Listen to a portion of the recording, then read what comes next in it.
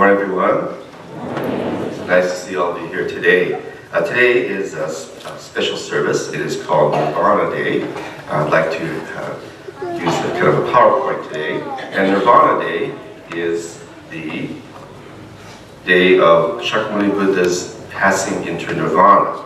So we pay deep reverence to the historical Buddha on Nirvana Day to acknowledge his passing into Nirvana.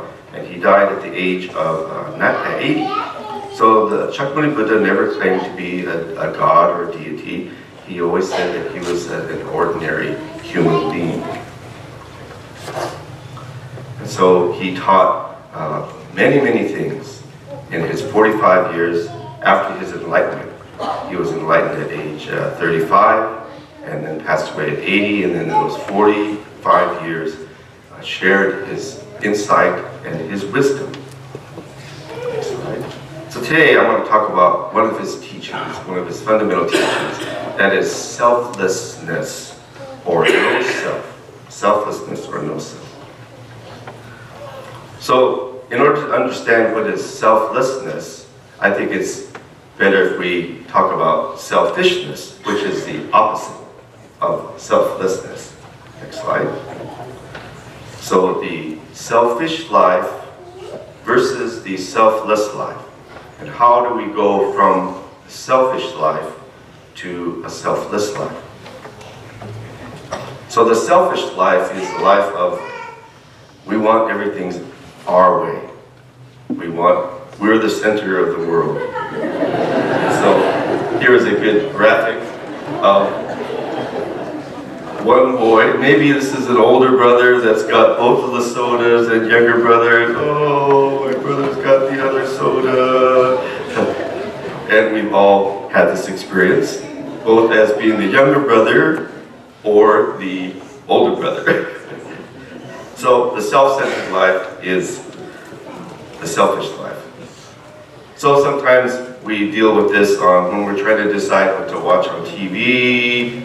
You want to watch something, but your brother or sister wants to watch something else. You're trying to decide where to pick up fast food on the way back from a basketball game. Somebody wants McDonald's, somebody else wants Taco Bell. How do we decide where you're going to go out to a movie?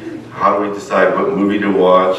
And everybody has a different movie they want to watch. So sometimes we live a selfish life. In sports, we have selfish players, right? A ball hawk, someone who shoots and never passes. You pass the ball to that guy, he never passes it back to you. He just shoots it himself. So sometimes in sports you have a selfish player. But this is a very selfless player. I'm from Southern California, but I love the Warriors. Steph Curry. I mean, he's a great scorer, but he's an amazing passer.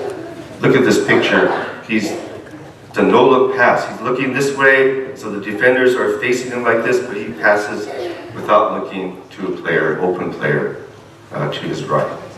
So, to be a selfless player is to be a real team player. And I think the most successful basketball teams have selfless players. Okay?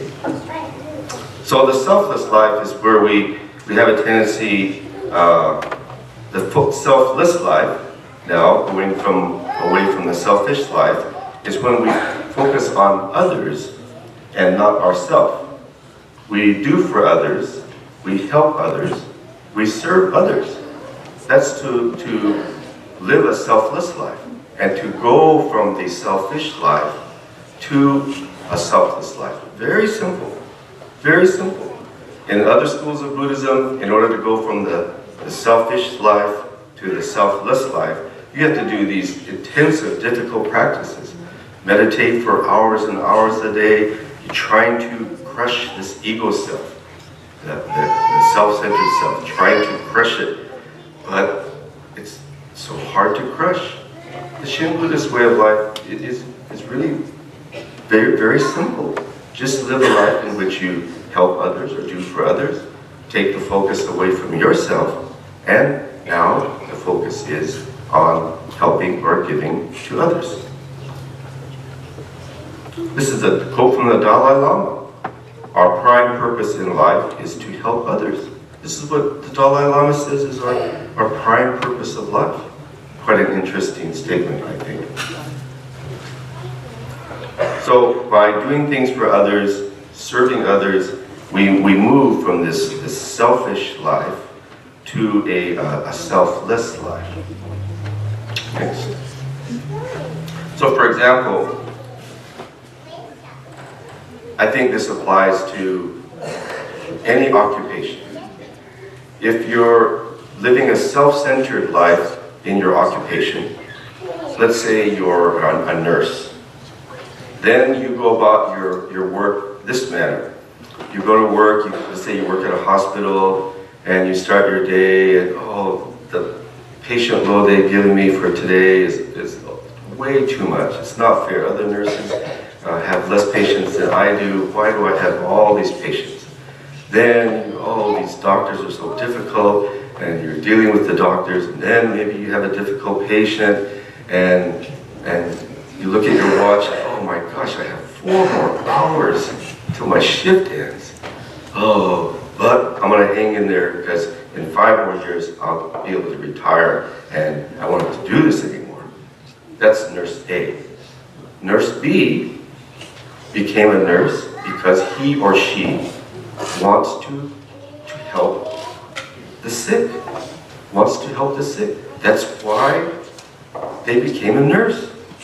So you go to work, you go to the hospital, let's see, what patients do I have today? This patient, this person has appendicitis, this person has cancer, and you go about, how can I help? How can I help these patients? You work with the doctors, doctor, what can I do to help you with this patient? Patient calls you on the buzzer, run over there, what can I do for you to help you? Are you in pain? And that nurse looks at their watch and, oh my gosh, it's time to go home already? It's time to go home already? I didn't have time to help this patient or that patient. See the difference between nurse A and nurse B?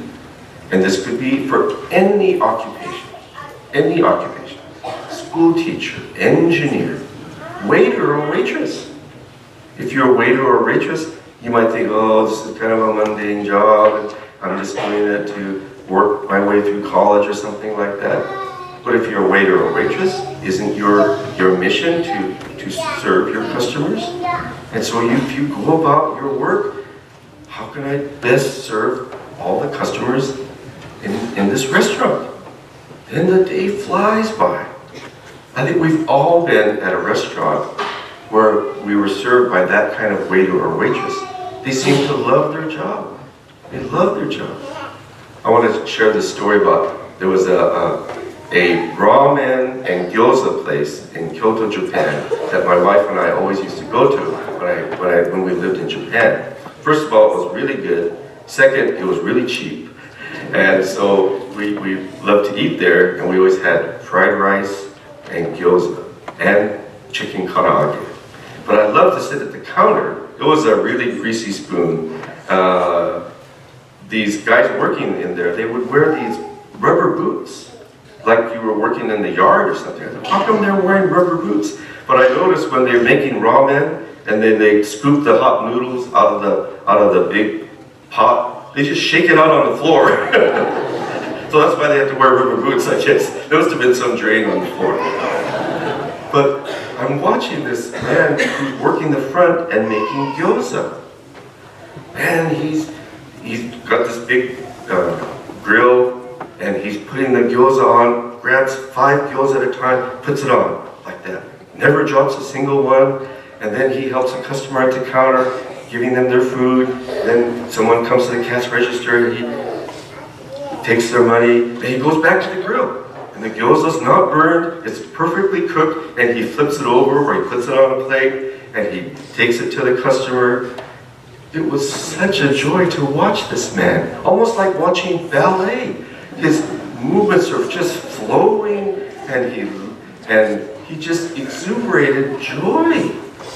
I thought, gee, I wonder if there's any CEO of any company that loves their work as much as this man that's making gyoza. He just loved his work. And so, when we live in serving others, instead of, I'm worried about my paycheck, or when is my break, and all of that, then there's a tremendous difference. So the selfless life is deeply fulfilling. Deeply fulfilling. And the selfish life never gets fulfilled. You might be happy to a certain point, but you're never truly fulfilled because you never get everything that you want. See? Even if you become an NBA superstar and you win the championship, maybe that's a dream fulfilled, but now I want to win 2 championships, 3 championships. I got to exceed Michael Jordan's championships or something like that. It never ends. If your dream is to get a nice car, and you get the nice car, it's nice for a while, until next year's model comes out, the next issue of Car and Drive, oh wow, now they come out with a turbo model. Gee, I should have waited and bought the turbo. It has 50 more horsepower than mine. So, the selfish life never gets fulfilled. But the selfless life gets fulfilled every day. The nurse that goes about their work at that hospital, their life is fulfilled as a nurse every day.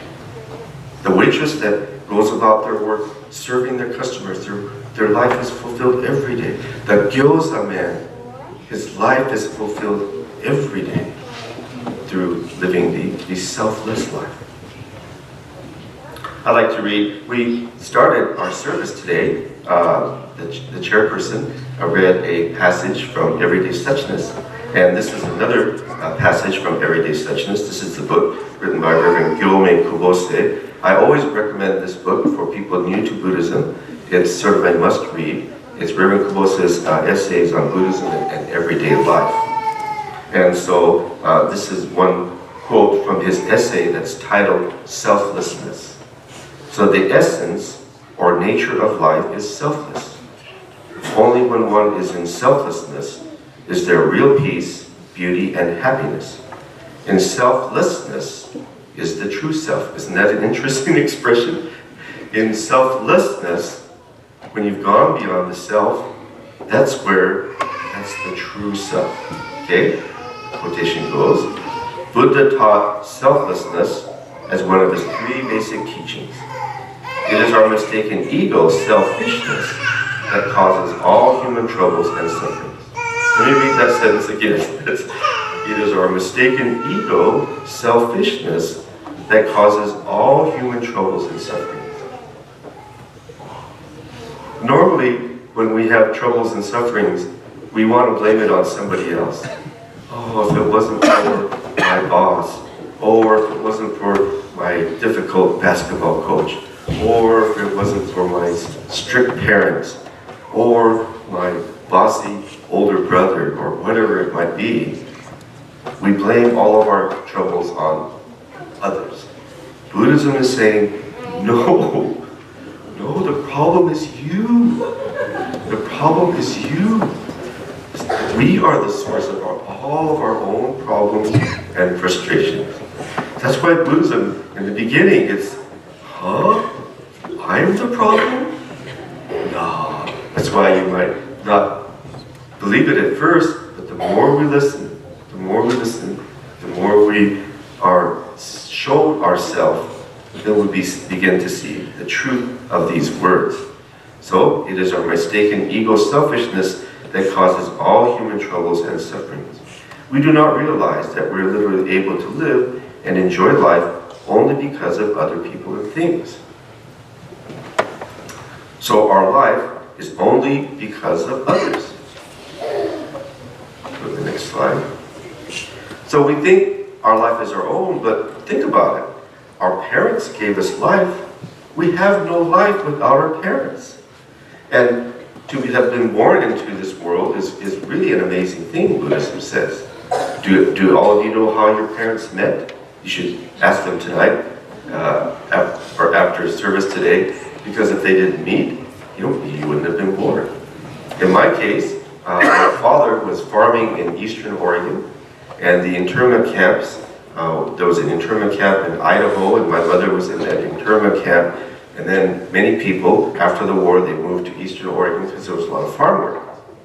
So my mother's family and others moved into the small community of eastern Oregon.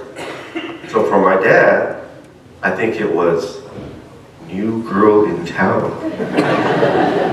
So he had to go check out the new girl in town. And he went to pay her a visit, and they went on a date, and they hit it off, and here I am. But what if my mom would have thought, oh, I don't want to marry a farmer. I would rather marry a doctor or a lawyer. And then this farmer, this guy, he's kind of skinny. I don't look like my dad at all. He's kind of skinny, and I don't know if I'm too attracted to him. If she'd have thought that, I'm not here. I'm not in this world even. See? So, our life is given to us by parents. Not only have they given us life, they taught us how to walk, how to talk, how to think, how to behave. Our whole being was nurtured by our parents. Okay, go to the next. We think, well, I know a lot, I'm pretty smart, but what we know is only because of our teachers, our schools, the books we read, on and on and on. Even our everyday life is sustained by the food we eat, the water that we drink. It all sustains our life. Without that, our life ends. This morning, I stay at a motel when I come up here, and they have a continental breakfast, and they have sausage patties. So I made my own little bagel, sausage, and cream cheese sandwich. What was the sausage? It was a live pig. This live pig gave its life so that I could have my bagel sausage sandwich this morning. Do I deserve it? I don't know. I have to live in a way that earns the sacrifice of at least that pig. So, countless beings give their life. If you're a vegetarian, it doesn't mean that you're not taking life. Let's say you have a salad and you're having a carrot in your salad. I think that carrot was perfectly happy living in the ground, and it got yanked out of the ground and chopped up into your salad. And then you say, well, I just eat grains. I don't even eat vegetables. I just eat grains. You eat a sunflower seed. You eat a sunflower seed, that sunflower seed never got to be a sunflower. Aren't you taking life there? See? So there's no way we cannot take life to live ourselves.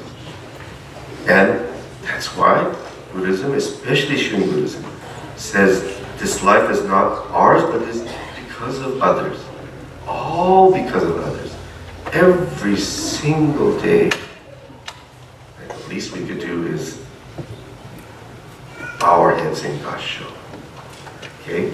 So, this goes on now with Reverend Kubose. I'll conclude with some passages from Reverend Kubose and some words from the Buddha. So he writes in his essay on selflessness, if one really understands this truth, selflessness, he cannot help but become humble and appreciate others.